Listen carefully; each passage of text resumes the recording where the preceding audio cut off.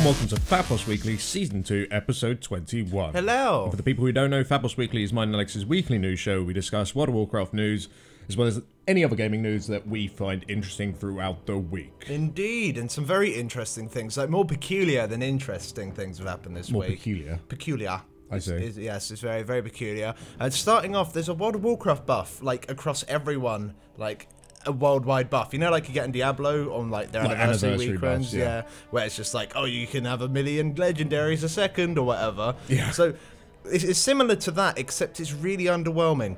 So that's grand, isn't it? Yeah, so they've introduced a Valor buff. Yeah, basically it makes it so you get 100% more Valor when you do something that gives you Valor. So say you'll get 150 Valor from something, normally you'll now get 300. But it doesn't increase your cap by anything, you're still limited to the 1k cap. I don't really get it. Yeah, so this buff is going to be in place from the 30th of May until the 10th of June. Like, what is the point of it, though? Like, normally Valor capping, like, isn't a huge deal. It doesn't take very long, especially if you raid. Say you've cleared Siege of Orgrimmar, that normally gives you a shit ton of Valor as it is, and you might need to do 1 or 2 heroic scenarios anyway. Well, I mean, it's kind of good if you have a lot of ults. I mean, the timing of it's pretty good as well, considering they just bring out the patch where everyone can now upgrade all their gear with a new item level system. But to sort of sidetrack away from this, I think it brings up a bigger question. What is the point of the Valor point cap? Well, there was a point back in the day. Of course, because originally you'd use your Valor points to actually buy items. And the items themselves were actually relatively strong. However, throughout Miss, they've sort of come away from that. I mean, like 5.4 didn't bring out any new Valor items. No, it didn't. Literally none. It was all Timeless Isle stuff, wasn't it? Exactly. And now the Timeless Isle gear is actually better than, especially if you upgrade it 4 times and actually get the token thing, I can't remember the name of it, to upgrade it to 535. Yeah. That is actually better than any Valor point gear you buy. Yeah. So what is the point of a Valor point cap in the game right now? The only thing I can really see, the only point of it, is just to slow down players progressing by, well, they're slowing down players from upgrading their gear, and therefore slowing down progression. But ultimately, why not just allow players, at this point in the game, especially, I mean, the content's been out for months and months and months now. I mean, most guilds are finished, or the guilds that are still progressing, the extra item level is going to help them out a lot. Yeah. So I don't see why they don't just make it so the cap's gone, and if you want to farm all fucking day just so you, like, upgrade everything, why not? Give people that option. Yeah, I do agree with you, but, like, being, like, a devil's advocate sort of thing, I can kind of think of 2 reasons. Like, one, what you said is that they kind of want it so you do it once, you only get 1k a week, so it slows down progression. This kind of makes it so you're kind of obligated to go on your character, even though there isn't a daily or weekly quest, but it kind of is your own personal weekly quest. Yeah, you should, I've got to make sure I go on my character, make sure I get my Valor cap, and, oh yeah, I'll make sure I play every week because of that. Because I can imagine maybe some people, well, Blizzard may be worried that some people would just get, like, a shit ton of Valor, upgrade all their gear, they've done everything, sorted, never need to do Valor again, ever again. So, like, what's the point of me playing anymore? See you later, Blizzard. That could be a thing. Yeah, I mean, it's almost in a way it's a ploy that people remain subbed just because they have to keep getting their Valor points every week. Well, the thing is, this game is kind of built around the idea that it's good for you to constantly log on. That's why the raids reset every week and stuff like that, Yeah. and you can always get new gear and your character can progress. Like, so it's just another thing to make it a reason for you to log on every week. Also, they might be worried that people, like, would feel obligated to get all that Valor all in one go just so they can really help their guilds progress and stuff like that. So maybe they don't want to get people really worn out on the fact. But you could argue that and say that you can actually complete the content in Siege of Orgrimmar normal gear. Yeah, that's let true. alone heroic gear. Yeah, that is true. You don't need to upgrade a single thing and you can still complete the content. Yeah. But, yeah, either way. Yeah. It seems a little bit odd. Like, I would have preferred if they did a buff maybe that was a little bit more fun. Like, yeah, sure. I mean, they could have done so many different things. I mean, they could have gone along the lines of Diablo-y. I mean, I don't know, maybe all mounts for a week from all the old instances have a higher percentage chance of dropping. Maybe something like that, or like even something to help out the legendary quest people. Like, I don't know, all the legendary items, you know, like the secrets or the guaranteed runestones, drop or something. Or maybe not that far, but they have like a much higher drop chance. Yeah. You know, so it could help people out because there are a lot of people complaining, including myself. Like, I think it's far too ridiculous that the legendary quest at this point is really too long. So I think, yeah, putting that in would have been a lot better, but I guess we can't really complain Yeah, I mean, I suppose they didn't have to do anything, and they have done something, but really it hasn't had a major impact, and it's not that exciting. All it does is make it so you valor cap a little bit quicker than you would usually. Yeah, so if you guys... If anything, it's just convenient. Yeah, exactly. So if you guys it's not exciting. So if you guys can really think of a reason, like, this is our Fat Boss question of the week to you lot. That's what we're doing now, by the way, guys. Well, that's what we're doing. For now, anyway, because I actually have no fucking idea. Why is there a valor cap? Can anyone actually think of why there is a valor cap? Because I know why it should have been, but like at this very point in the game, is there any point of a valor cap? So let us know in the comments or whatever below, because I have no fucking idea. Talking of no fucking idea, Azeroth Choppers. It's the best show. Like I don't know about you guys at home, but it's my favorite. I've got it bookmarked. Yeah, me and watch them on repeat. Like after the raid every Thursday, me and Lawrence sit down with a big bottle of popcorn because we have it in bottles here. Yeah, that's the British thing, by the way, guys. Like a big tub of Fanta. And we just sit down, watch Azeroth Choppers, and it's the best thing in the world. The voting for the bikes is now open. You can now vote for your favourite bike. So the Alliance bike... you can appreciate the craftsmanship, but I think the overall thing is a bit weird looking. It looks like a squashed bug. It kind of does. Like a mated snowmobile with a snowmobile. Yeah, exactly. It's like a mixture of a snowmobile bug that's all squashed down. It's a bit odd. However, the Horde bike I think actually looks really good. It does look really, really cool. Now a lot of people are going to be like, "This is just a ploy." I know they play on Horde. No, it actually does. To be honest, I don't give a shit about them. I just play. I go on Ashes of Allah, and that's about it. Yeah. So like, I really do think that the Horde bike looks really, really good. And if the Horde bike doesn't win, I'm going to be fucking shocked. I would the be Alliance surprised. bike ain't got shit on the Horde bike. Yeah, but there are a lot more people playing Alliance. So overall, more people playing Alliance. We'll see what happens. But the voting ends on the 2nd of June at midday. So you guys haven't got long if you do want to vote. Yeah, so go vote now. Don't vote for the bug. Come on, it looks terrible. It does. Yeah, let's be honest. But yeah, either way, cool stuff nonetheless. Talking of cool stuff, Lawrence, you know, like, back in the day, probably about a decade ago... Not quite that long ago, but yeah. It felt like it. World of Warcraft was going to make a film. Yeah, it was announced... ages ago. I can't even remember it. I think it was like 2008 or something. Something like that, yeah. And probably should have done some research. But the whole thing is that, like, I was so excited. I was at school, and I had, like, loads of friends who were playing WoW in school, and we was like, oh, there's a WoW movie coming out. Oh, it's going to be so good. Like... That was such a long time ago, and yeah, well, they had quite a lot of problems down the line. They've switched producer, switched directors. Yeah. They wrote a whole script and then scrapped it and made a new script. Oh God. But Duncan Jones, who's the current director for the World of Warcraft film, for now, when you say that. He said on Twitter yesterday that the final day on Warcraft is now officially wrapped, which means they've finished filming for the film. And you might think, well, that means the film's coming out soon. No, that's not how it works. No. Unfortunately, films these days... take a long time, don't they? I mean, all the CGI work and animation and shit, I don't know. It's going to take them a long time, and the expected release date is spring 2016, March, something like that. So I'm pretty hype. Like, yeah, there's no point getting like, oh my God, because like it's not happening for like another 2 years, odd. So, but it's still interesting nonetheless. Yeah, I mean, it's very cool. So I'm looking forward to seeing. Although I don't know if I'll be. When it does come out, I can't see myself going to the cinema. I'm gonna have to go to the cinema to watch it. Like I normally don't go to the cinema because the cinemas are a pile of shit and it's an outdated sort of format. They might even release it out of cinemas. They're not going to, but they might. How cool would that be? I don't know, man. You go sit down and watch it in game.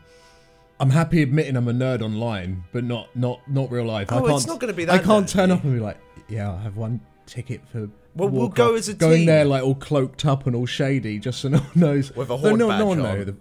Horde badge. We can make a little FatBoss event of it. We could all meet up and go watch the Warcraft movie. That sounds fucking horrible. I don't know. Yeah, it does actually. But either way, that's coming out in spring. It should be good. We'll have to see what progresses from here on out. So more Garrison news, Lawrence. I thought I knew everything about Garrisons already, to be honest. But they just keep coming. Just more and more shit coming out. Since BlizzCon, they have sort of given us a little more information on Garrisons. They've given us little previews here and there, but nothing really too significant. However, they have bring out a 4-part post on the WoW website where they talk about Garrisons, and they're giving us a lot more information. The only part out there right now is part 1. Yeah. They'll probably release them slowly over time, probably over the next few weeks. And part 1 does give us information that we didn't already know. However, as you may expect, it's sort of keeping people up to date and how it's going to work, so there is information in there that we do already know.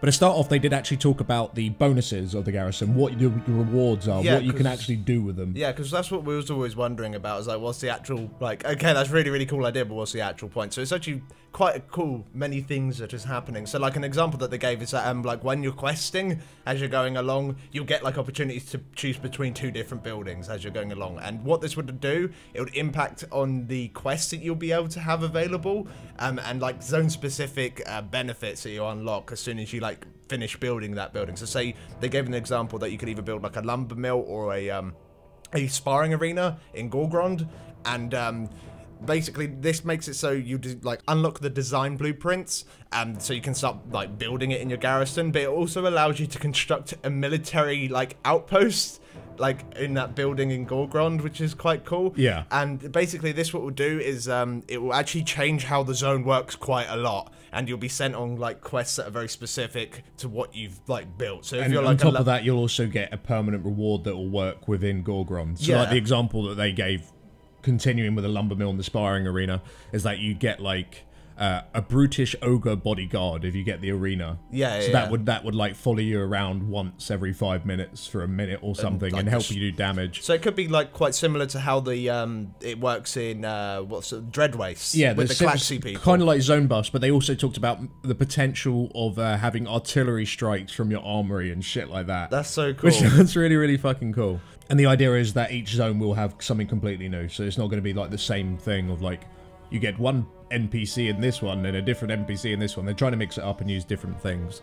They then went on to talk about the followers, and of course we know quite a lot about the followers already. They did talk about them a lot at BlizzCon, how they're going to have like their own strengths and weaknesses, and you have to assign them to different buildings. And if you assign like a blacksmith to a lumber mill, he wouldn't do as good job as someone who is like a wood craftsman or something like that. So you need to make sure that you assign them to the right places. They also talked a bit about how like you can send your followers on missions, which we already knew about. There's going to be various difficulties. The missions themselves will have different durations, different group size requirements, and again, you'd need to send the right followers. So if you sent your blacksmith off to go kill a monster... This poor blacksmith, man, he's doing everything that he shouldn't be doing. He's not going to have a very nice time. And again, with the duration thing, that he will actually do it while you're offline. Yeah. So you can go to your followers at the garrison and say, look, I'm about to go to bed. Can't be fucked to do this. Can you do it for me? Yeah. And they go and do it. You wake up next day, log on, and there you go. There's all your loot, which is really cool. They also talked about the followers leveling through the missions.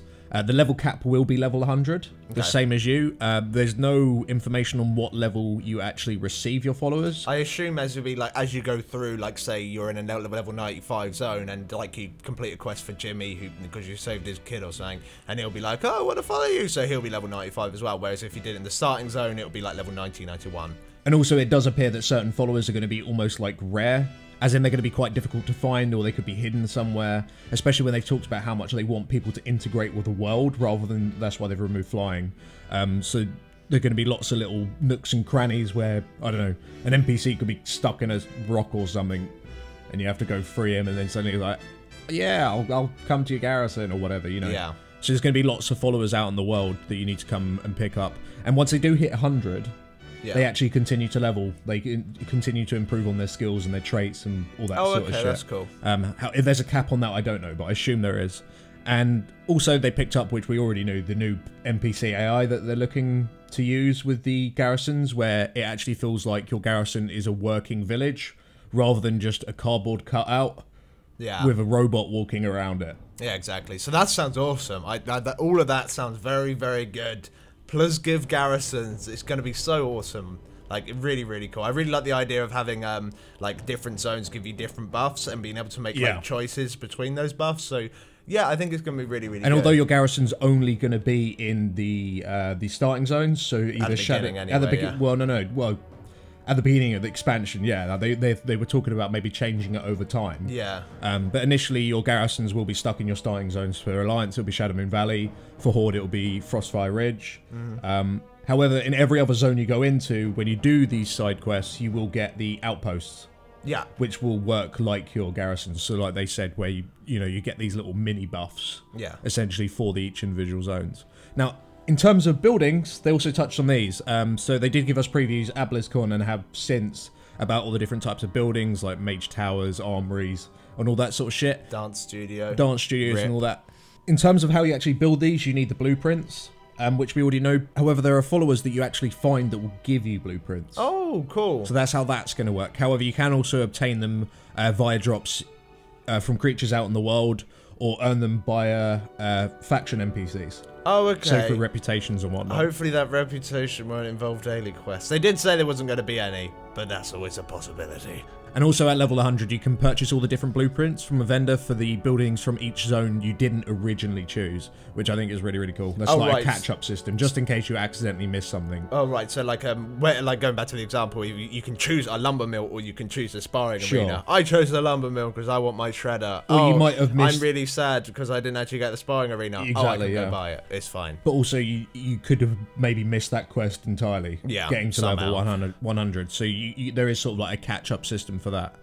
Now, overall, you're going to actually have access to 21 unique building types overall, apparently. Yeah, and they'll all have the 3 different levels as well, and all the assigned specializations, and all that good shit. Just so, yeah, they're going to be completely unique. So you're going to have 21 overall, but at the beginning, you're only going to have 4 building plots, and it's going to go up to a maximum of 10. So you are going to still have 11 poor little sad buildings sitting out on the side doing fuck all. Yeah, see, well, but I mean, you can change it around, That gives you your choice, yeah. And oh yeah, once you have put a building down, you can destroy it. You can destroy it and put a new one there. But if it's a level 3 building, when the building that you replace it with will be a level 1 building. Yeah, most so likely. You can't just like remove them and put them back all day. You need to actually think about it. But it's nice for them to actually give us an exact amount of buildings. There's still not a full list of buildings. Yeah. So that'd be nice. I'm sure that's coming up soon. Will be probably in part 3 or 4 or something. Also, they mentioned something that affects people that don't really like the idea of garrisons, or rather don't really want to level through garrisons. Like through questing. Like through questing or killing mobs or whatever. They said that players who prefer to level up mostly through dungeons or battlegrounds will still be able to purchase the building blueprints that would otherwise be obtained through questing in Draenor. So, which is awesome. How you're going to do that, I'm not sure. I assume they might be like 5-man rewards, or potentially even battleground rewards. Well, the thing is that, well, you remember you got the boxes. You got the battleground caches now, haven't you? Yeah. With the with leveling on the start of any expansion, like anyone who would tell you who started at the beginning of any expansion, like on release day, release night, you don't go to the actual first starting zone. The first starting zone is absolutely packed. The server's laggy. Everyone's doing that first phased quest, if you remember, in the Alliance side, with like 60,000 planes on top of each other. Like, there's all that kind of stuff. Most people will go do 5-mans for the first couple of levels. Yeah, just so they avoid all the other players and could immediately go to the next zone. So it would be really nice if those 5-man players could not be too hindered by skipping that first starting zone, so they can go to the later ones. Because if you can't do that and you do have to go and do the first starting zone for a little while, it's going to slow everyone down. So it'll be interesting to see exactly how they implement that, though.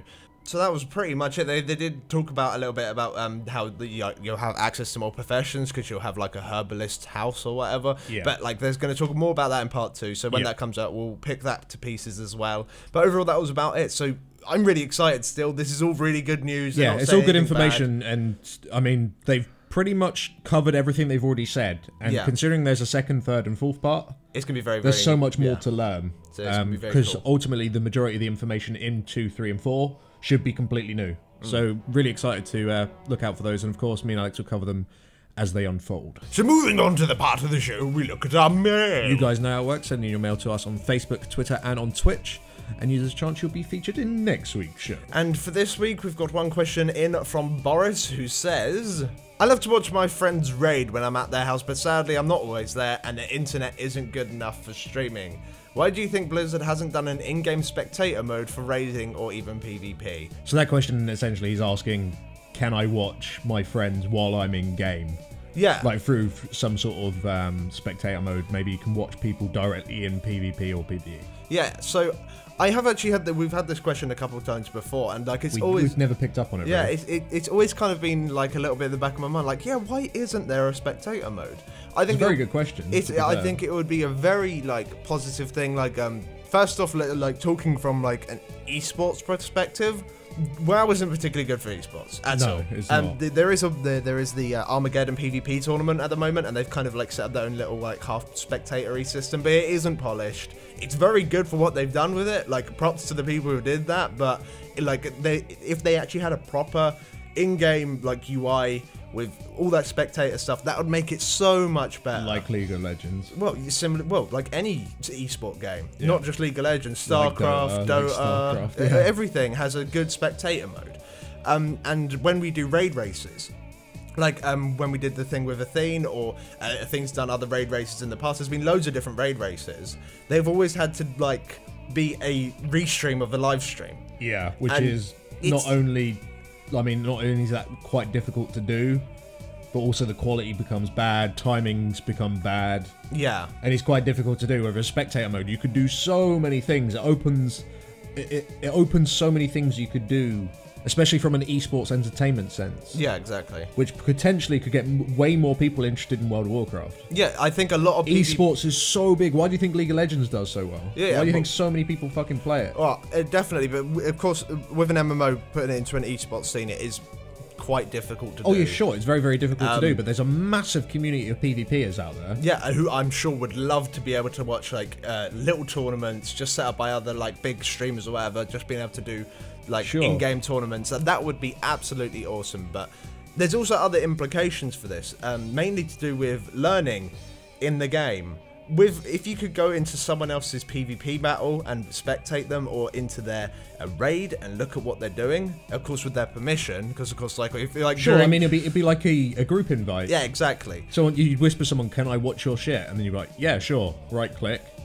Allow spectate or whatever. Yeah. And I think that would help out so many people, because they'll be able to see exactly what's going on. They'll be able to have like a UI showing like all the cooldowns being used, and all that kind of stuff. You could do so many things, but the question is, why isn't it in the game now? Well, I did actually ask Law on Twitter I think it was about a week or so ago now, and he responded that although he thinks it's awesome and he would love to have it, he feels that it'll be such a good tool for raid leading that like everyone would find it compulsory to have an out-of-game raid leader. Well, Someone who out of raid leader who would literally be spectating and saying cooling shit, do this, do that, and all that kind of stuff. And I'm not sure if that's what Blizzard particularly wants players to do, because like a kind of difficult part of raiding is like especially on the raid leader side, is being able to cool everything while doing their job. Yeah. And like, especially like in like bigger guilds and that, you'll normally have quite a few people calling different stuff, and that's kind of all part of the setup. And I do understand that if you just had one fucker outside saying, "Ads coming in, do this, ads doing that, make sure you do this," I can see why that would take away from the overall experience of it all. Yeah, because Mythic would be 21-man raiding. Exactly. So I can understand that, and there was talks of putting a delay in, like which would solve that problem. Yeah. So if you had like a 3-minute delay, you can call shit, could you? But the actual technical ramifications of trying to add that into the game is like such a huge project. It's not impossible, but it is like quite a big deal, and if it did have a delay, and not as many people I think would use the actual system. So it's kind of like, let's put all these resources into something that not a huge amount of people would find useful. So I can understand why it hasn't been put in the game at this point, but I would love it to be put. I just love it. And they are actually putting it in for PvP. Yeah. In Warlords of Draenor. Exactly. But I don't think that will be delayed or anything either. That will just be flat out, because I guess in PvE, well, in PvP you can call stuff, but I don't think it's as important as raiding maybe. So yeah, it's going to be a bit weird. I'd love to see it creep over to PvE. It'll be awesome, especially for like us doing raid races, and even like I could go and for us it would be amazing. It would be such a good tool. We could do so many things with it, and the rest of the streaming community as well, especially the big PvEers. Yeah, they could do so many different things with it. And also, like, say that I know there was a friend of ours in another guild, and he's struggling to kill a boss. Oh, do you mind popping in and spectating and telling us what we're doing wrong? You can do that over streams, but it's not as immediate, you know. Yeah. And of course, they need a computer good enough for streaming and everything. So you can get around it, but I would love it to be actually in the game. That would be so awesome. So maybe, Lords, please add, but we'll have to see. Yeah. But anyway, thanks for the question. That's all we got time for this week. Yeah, Garrison's went on a little long this week. Yeah, sorry we were sort of waffling a bit. But if you would like to be featured in next week's show, then please do send in your mail to us on Facebook, Twitter, or on Twitch. And of course, we will see you next week. Thanks for watching. Thanks for watching. Thank you.